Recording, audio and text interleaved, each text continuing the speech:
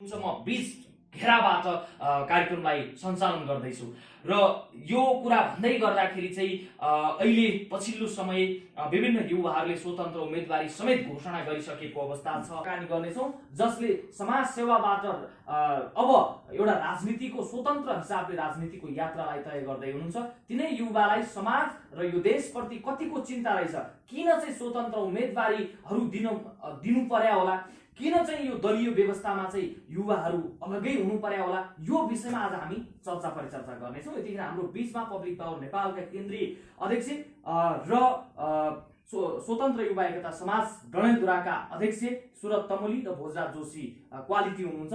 तपाईहरु दुवैजनालाई स्वागत छ। धन्यवाद। अब मैले क्वालिटीजीबाटै सुरु गरेँ, भोजराज जोशीजीबाटै। तपाईले सुदूरपश्चिमभरि बृहत अभियान स्वतन्त्र रूपमा स्थानीय तहमा उठ्नुपर्छ अब भनेर अभियान चलाइरहँदाखेरि चाहिँ यो दलीय व्यवस्थामा स्वतन्त्र रूपमा चाहिँ अभियान चलाउनै पर्ने चाहिँ के देख्नुहुन्छ? तपाईलाई के आइलाग्यो त्यस्तो चाहिँ स्वतन्त्र हिसाबले अभियान चलाउनु पर्ने? अहिले चाहिँ पछिल्लो समयमा चाहिँ यहाँलाई थाहा नै भएको कुरा हो, राजनीतिक जुन दलीय व्यवस्था छ त्यसमा चाहिने जुन भिजन भएको युवाहरू छन् हैन, तिनीहरूलाई हामीले देख्न पाएकै छैन।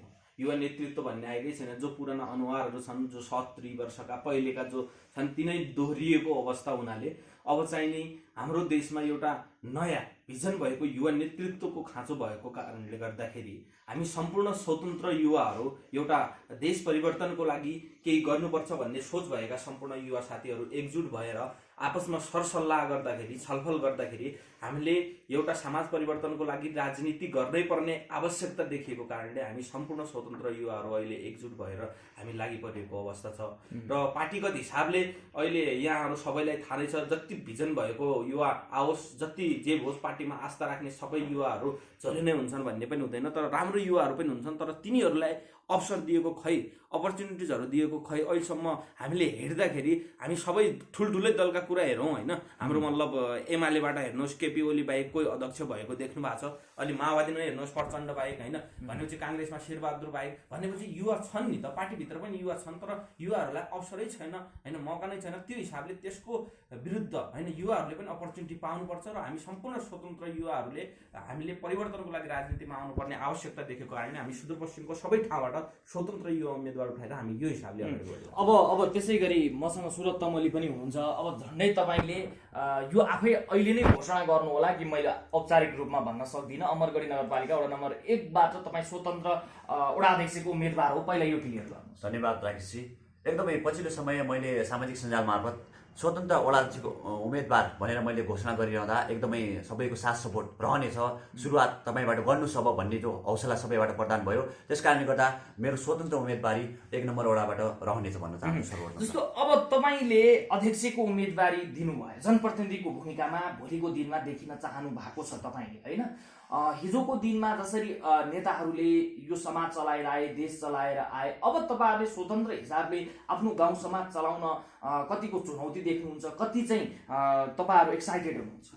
सर्वप्रथम त यो एकदमै स्वतन्त्र हिसाबले अगाडि बढिरहँदा एकदमै समाजमा एकदमै गाह्रो अवस्था छ र त्यो गाह्रो अवस्थालाई निगालेर हामीले सबै समाजका युवा दाजुभाइ दिदीबहिनीहरूलाई एकजुट बनाएर हामी सबै अगाडि बढ्नुपर्छ है। हिजोका दिनहरूमा हाम्रा जनप्रतिनिधिहरूले के गरे त्यो कुरालाई छोडेर अब हामीले एउटा नयाँ नेतृत्व लिएर हामी सबै अगाडि बढ्नुपर्छ भन्ने हामी गाउँ गाउँ टोल टोल गएर सबै दाजुभाइसँग छलफल गरेर उक्त विषयमा हामी छलफल गरिरहेका छौँ र आउँदा दिनहरूमा हामीले समाजका समस्याहरूलाई बुझ्ने, समाजका हितका लागि काम गर्ने जनप्रतिनिधि चाहिएको, साँच्चीकै चाहिएको छ भन्ने हाम्रो समाजबाट पनि हिजो अस्तिका उदाहरण हजुरले देखिसक्नुभयो। नेपाली काङ्ग्रेस लगायतका एमाले सबै पार्टीका झुटा आश्वासन त्यहाँ गाउँमा गएर झुटा आश्वासन दिने र 5 वर्षपछि फेरि 5 वर्ष आफ्नो मुख नफर्काएर 5 वर्षपछि जब चुनाव आयो त्यस चुनाव नजिक गर्दा अनि गाउँ आउने प्रतिनिधि जो थियो त्यसलाई केही हदसम्म हाम्रो डडेलधुराको अमरगढी नगरपालिका 1 नम्बर मालमबाट उहाँलाई जसरी लखेटियो त्यो एउटा सुरुवात मात्र हो। अब हाम्रो अमरगढी भित्रका सबै गाउँबाट सबै दाजुभाइ दिदीबहिनीहरूले यसरी नै उहाँलाई लखेट्नुपर्छ र आउँदो नेतृत्वमा सबैले समाजका हितका लागि काम गर्ने जनप्रतिनिधि चाहिएको छ। जस्तो नि दलीय व्यवस्थामा भोट सबैले माग्ने अधिकार हो, दलहरूले पनि, दलका नेताहरूले पनि माग्ने अधिकार हो, तर तपाईँहरू गाउँमा नेता आयो कि लखेट्ने यो योजना बनाएर तपाईँ लखेटिहाल्नुहुन्छ, लखेटिहाल्नु पर्ने चाहिँ के? एकदमै महत्त्वपूर्ण प्रश्न गर्नुभयो राकेशजी, धन्यवाद त्यसका लागि। र किन लखेट्यौँ? सर्वभन्दा पहिले त किन लखेट्यौँ? किनकि कुनै पार्टीको सबै पार्टी आफू आफूमा राम्रो छ, कुनै पार्टी गलत छैन। त्यो भित्रका केही मान्छेहरूका कारणले गर्दा पार्टी बदनाम भएकै हो। त्यस कारणले गर्दा हिजोका दिनमा एक आपसमा नेपाली काङ्ग्रेसले नेकपा एमाले गलत हो, नेकपा एमाले नेपाली काङ्ग्रेस गलत हो, हामी सही हौँ भन्ने जो प्रवृत्ति छ त्यसलाई हटाउनुपर्छ भन्ने हाम्रो मूल उद्देश्य हो। त्यसलाई हटाउनका लागि हामीले तपाईँले विगत 5 वर्षसम्म के काम गर्नुभयो र आउँदा दिनहरूमा के योजना लिएर आउनुहुन्छ त्यति मात्र हामीलाई आश्वासन देखाउनुहोस्। हामीलाई त्यो अरू कुरा गलत हो, हामी सही हौँ भनेर समाजमा नआउनुहोस्। हिजोको दिनमा हामी तपाईँहरूलाई देखिसकेका छौँ, स्पष्टकरणले हामी देखिसकेका छौँ तपाईँले हिजोका दिन 5 वर्षमा के गर्नुभयो भन्ने कुरा।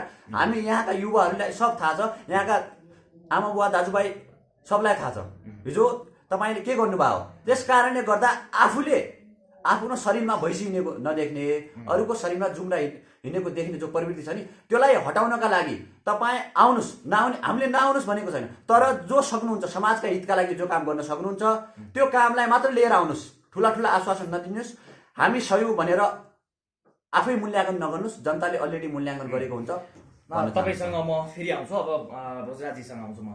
जस्तो सुदूरपश्चिमभरि केही कुरा गरौँ। अहिले सुदूरपश्चिमको 9 जिल्लामै तपाईँहरूको जो अभियान छ, स्वतन्त्र उम्मेदवारी उठाउने जो अभियान छ, यो अभियानले कहीँ कतै भोलिको दिनमा चाहिँ नकारात्मक सकारात्मक कुराहरू चाहिँ कस्तो ल्याउला रिजल्ट यसो हेर्दै जाने हो भने सुदूरपश्चिममा यो अभियानले पक्कै पनि नकारात्मक कुरा त केही पनि ल्याउँदैन जस्तो लाग्छ होइन, र सकारात्मक कुरा पक्कै पनि यो अभियानले गर्दाखेरि 100% सकारात्मक कुराहरू नै आउँछन्। र सबभन्दा पहिले राजनीतिको चेतना मतलब सबैमा आउँछ होइन। राजनीति भने धेरै जसोलाई त थाहा नै छैन, उठ्ने मतलब भिजन भएकै मतलब भनौँ न हामीले पनि उठ्न पाउँछौँ, हामी पनि हुन पाउँछौँ जस्तो लाग्यो। नेता नै हुन्, यिनीलाई नै मतलब चुनाव लड्न पाउँछ भन्ने खालको जुन प्रवृत्ति छ त्यो प्रवृत्ति हट्छ एउटा त होइन। जो स्वतन्त्र छ, सबै चुनाव लड्न सक्ने अधिकार सबै जनताको छ, सबै नागरिकको छ भन्ने एउटा सन्देश जान्छ।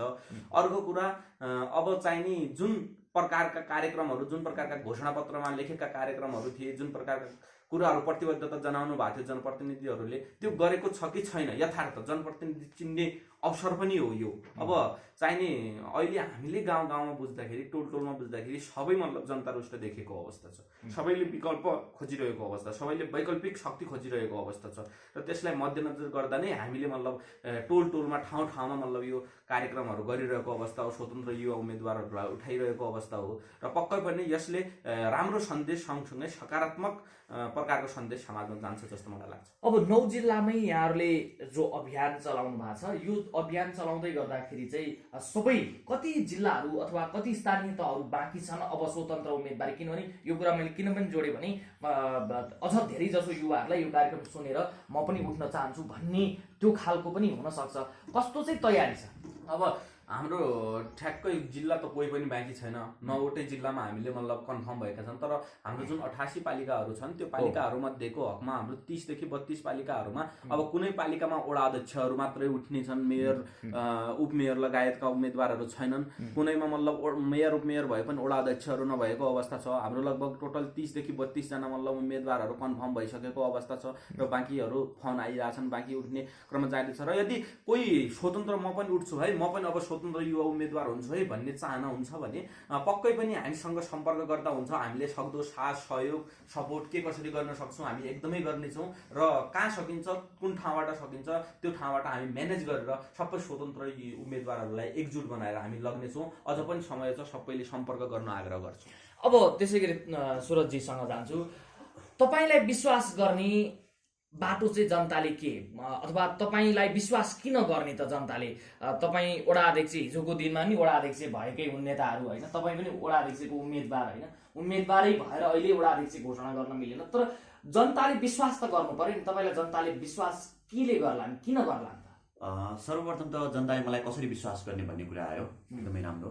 र मैले विगतका दिनहरूमा जो समाजका हितका लागि काम गरिरहेको छु र समाजसेवा गरिरहेको छु त्यसलाई मध्यनजर गर्दै आउँदा दिनहरूमा आफू कसैसँग मागेर पर्सनल हिसाबले समाजसेवा गर्नुभन्दा हामी सरकारमा गएर, स्थानीय सरकारमा गएर त्यहाँको हामीले नेतृत्व गरेर त्यो अनुसारले समाजसेवा गर्नुमा केही उचित होला कि भन्ने हाम्रो धारणा हो। त्यही भएर हिजोका विगतका दिनहरूमा मैले समाजका हितका लागि जो समाजका कार्य गरेँ त्यो कार्यलाई मध्यनजर गर्दै मलाई जनताले पत्याउँछ कि भन्ने जस्तो मलाई लाग्छ। त्यस कारणले गर्दा समाजका हितका लागि काम गर्ने मान्छेलाई जनताले अवश्य साथ दिनुहुनेछ भन्ने अपेक्षा पनि गर्दछौँ। राखेको छ। अब जस्तो समाज सेवा त तपाईँ गरिराख्नु भएको छ, जनताले पनि तपाईँलाई पत्याउलान्, तर भोलिको दिनमा तपाईँका एजेन्डा चाहिँ के हुन्? जस्तो चुनावमा जानका लागि औपचारिक रूपमा एउटा एजेन्डा बोकेर चुनावमा जानुपर्ने स्थिति हो, तपाईँ चाहिँ आफ्नो वडालाई अथवा समग्र पालिकाको हकितका लागि र विशेष त आफ्नो वडाका लागि चाहिँ तपाईँ कुन एजेन्डा लिएर जाँदै हुनुहुन्छ? एकदमै हामी एजेन्डा लिएर जान्छौँ र हाम्रो अमरगढी नगरपालिका वार्ड नम्बर 1 मा समस्यालाई मध्यनजर गर्दै हामीले शिक्षा, स्वास्थ्य र लाई मेन फोकस गरेर हामी अगाडि बढ्छौँ र त्योमा भएका शिक्षा र स्वास्थ्यलाई केही हदसम्म सुधार गर्ने हामी नेतृत्व पायो भने, हामी अवसर पायो भने हामी एकदमै त्यहाँ सक्सेस हुन्छौँ भन्ने जस्तो लाग्छ। त्यस अलावा सर हामीले अरू समाजकामा भएका केही गतिविधिहरूलाई हदसम्म, जस्तै हाम्रो अमरगढी नगरपालिकाको 1 नम्बरको सबभन्दा मुख्य समस्या भनेको खानेपानी। त्यो खानेपानीलाई हामी पूर्णतः सबैको घर घरमा पानीका धारा पुर्याउन नसके पनि केही केन्द्रसम्म 20-25 घरधुरीलाई समेटेर त्यहाँसम्म पुर्याउने त हामी नेतृत्वमा गइसकेपछि हाम्रो सक्छौँ नि सर। त्यही भएर हामी नेतृत्वमा गइसकेपछि सबै समाजलाई कलेक्ट गरेर समाजका हितका लागि जो काम हुन्छन् त्यसलाई हामी सबको पर्सनल हिसाबले नगर्न सके पनि हामी लगभग 20 देखि 30 परिवारको बीचमा केही हदसम्म सहज गर्ने कार्यमा हामी अगाडि बढ्नेछौँ। अब भोजराजी जस्तो धेरै जसो स्वतन्त्र उम्मेदवारी दिएको टिम होइन, राजनीतिक दलहरूसँग मिल्ने पनि सम्भावना देखिन्छ कहीँ कतै होइन, देशभरिको स्थिति हेर्ने हो भने। तर सुदूरपश्चिममा तपाईँहरूको योजना चाहिँ कसै दलको एजेन्डा हामीसँग मिल्यो भने चाहिँ मिल्न सक्ने अथवा नमिल्ने, हामी होइन स्वतन्त्रै लड्ने भन्ने के छ योजना? सबभन्दा पहिले त यो विषयमा हामी सबै युवाहरू बसेर छलफल गरिरहेका छौँ। अस्ति हाम्रो मैनरमा, अस्ति धनगढीमा लगायत आज डडेलधुरामा छौँ। हामी सबै ठाउँमा छलफल गरिरहेका छौँ र कोर्डिनेसन गरेर अब स्वतन्त्र भन्दाखेरि अहिले चाहिने राजनीतिक दलहरूले कस्तो प्रकारको सोच्छन् भने मतलब यिनीहरू जित्न सक्छन् र भन्ने प्रकारको जान्छ। जनताले बुझिया छ, जनताले चाहिँ हामीलाई साथ सहयोग गर्छ एकदमै होइन, तर राजनीतिक दलहरूले त्यस्तो प्रकारको मतलब सोचिया हुन्छ। तर कुनै पनि राजनीतिक दलहरूसँग हाम्रो एजेन्डा मिल्छ, हाम्रो जुन भिजन लिएर हिँडिरहेका छौँ त्यही भिजनको हिसाबले आउँछ भने हामी सहकार्य नगर्ने भन्ने चाहिँ हुँदैन होइन, सहकार्य गरिन्छ होइन। तर सहकार्य गर्दाखेरि कुन हिसाबले हेर्दैछन् त, मतलब डोमिनेसन गर्ने हिसाबले या हेपा प्रवृत्ति देखियो भन्ने हिसाबको लागि भने हामी कुनै पनि एलायन्स गर्दैनौँ, कुनै पनि सहकार्य गर्दैनौँ होइन। तर एजेन्डाहरू तपाईँहरूका पनि मिले, अर्को पार्टीका पनि मिले पनि काम हिजोका दिनमा पनि नेताहरू एजेन्डा गाउँ गाउँमा लगेकै थिए हरेक पार्टीका, अनि अलिकति विश्वास पनि त खस्किन्छ नि यो कुराले त तपाईँहरूले पार्टीमा मिल्नु भयो भने। नै पार्टीमा हामी अहिले मिल्ने भन्ने कुरा नै छैन। तर यदि कुनै मतलब हामी त्यसरी मतलब गरिहाल्यो भने, जित्यो भने हामी छोड्दैनौँ। हामी सम्झौता बनाएर कागजी प्रक्रियामा मात्र जान्छौँ। त्यो जनताहरूमाझ जनताहरूकै अगाडि मतलब तिनीहरूले प्रतिबद्धता गर्नुपर्छ, जनताहरूकै अगाडि कसम खानुपर्छ र एउटा सम्झौता नै बनाएर जान्छौँ। जित्यो भने हामी भोलि कानुनी कारवाही गर्ने हिसाबले मात्र मतलब हामी एलायन्स गर्छौँ होइन। अहिले नै हामीले पार्टीहरूसँग एलायन्स गर्ने भन्ने त्यस्तो केही सोचेका छैनौँ र त्यो प्लानिङ हुँदैछ। यदि कोही भिजन लिएर एजेन्डा लिएर आउँछ भने पनि एलायन्स गरे पनि कुन आधारमा गर्ने त, कानुनी हिसाबले हामी मतलब सम्झौता बनाएर जनताको अगाडि नै कसम खुवाएर त्यो हिसाबले हामी सहकार्य पनि गर्न सक्छौँ। अब दलीय हिसाबले, दलगत हिसाबले तपाईँहरू मिल्नु भएन भने चाहिँ, अथवा तपाईँहरूको एजेन्डा मिलेन भने तपाईँहरू सिङ्गल लड्नुहुन्छ स्वतन्त्रमै? पक्कै पनि हामी सिङ्गल लड्छौँ।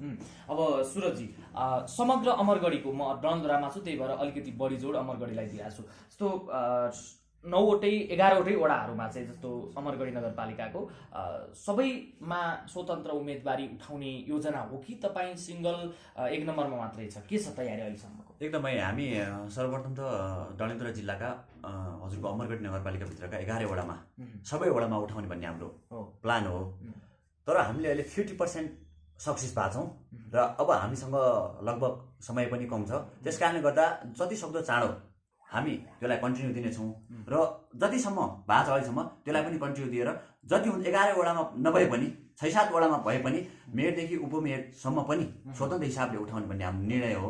त्यो विषयमा हामी स्वतन्त्र युवाहरू छलफल गरिरहेका छौँ र त्यही हिसाबले अगाडि बढिरहेका छौँ।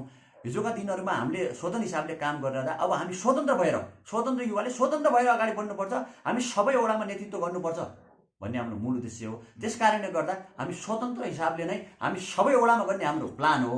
तर त्यो काहीँनिर चुक्यो भने हामी 7-8 वडामा त पक्कै पनि हामी उम्मेदवारी घोषणा गर्छौँ र मेयरदेखि उपमेयरसम्म छ। जस्तो नि अब यो डङ्ग्राको सवालमा अब तपाईँ यहाँको नेतृत्व गरिराख्नु भएको छ, कसै दलहरूसँग मिल्ने अथवा मिल्न सक्ने सङ्केत चाहिँ कसैले गर्नु भएको छ अथवा के छ अवस्था? यस्तो छ, अहिलेसम्म हामीसँग मिल्नुपर्छ, हामी सहकार्य गरेर जाउँ भन्ने त धेरै आछन्। सहकार्य गरेर अगाडि बढ्नुपर्छ, जहाँनिर हजुरको पाया पर्छ त्यहाँ हजुर लिनुहोस्, जहाँ हाम्रो पाया पर्छ हामीलाई सहयोग गर्नुहोस् भनेर धेरै हामीसँग फोन मेसेजहरू आइरहेका छन्। त्यसलाई हामीले अहिले स्टप गरेका छौँ। हामी सबै वडामा कन्फर्म गरेर जनतामाझ जान्छौँ। जनतामाझ गइसकेपछि जनताले के प्रतिक्रिया दिन्छ त, तपाईँ पार्टीगत हिसाबले आउनुपर्छ, कुन पार्टीको भिजन राम्रो छ, सबै जनता सामने बसेर मेयरदेखि स्वतन्त्र उपमेयर सँगै बसेर जनता सामने जान्छौँ। जनताले जे भन्छ, जनताले भन्छ कि भोलिको दिनमा तपाईँ स्वतन्त्र लड्नुपर्छ, स्वतन्त्र भएर अगाडि बढ्नुपर्छ, ल हामी साथ दिन्छौँ भनेपछि हामी स्वतन्त्र नै अगाडि बढ्छौँ। र अहिलेसम्म हामी कुनै पार्टीलाई सहयोग गर्ने र कुनै पार्टीसँग मिलेर हामी अगाडि बढ्ने भन्ने छैन। जस्तो नि अब तपाईँहरूले यो माहौल मिलाउँदै गर्दाखेरि चाहिँ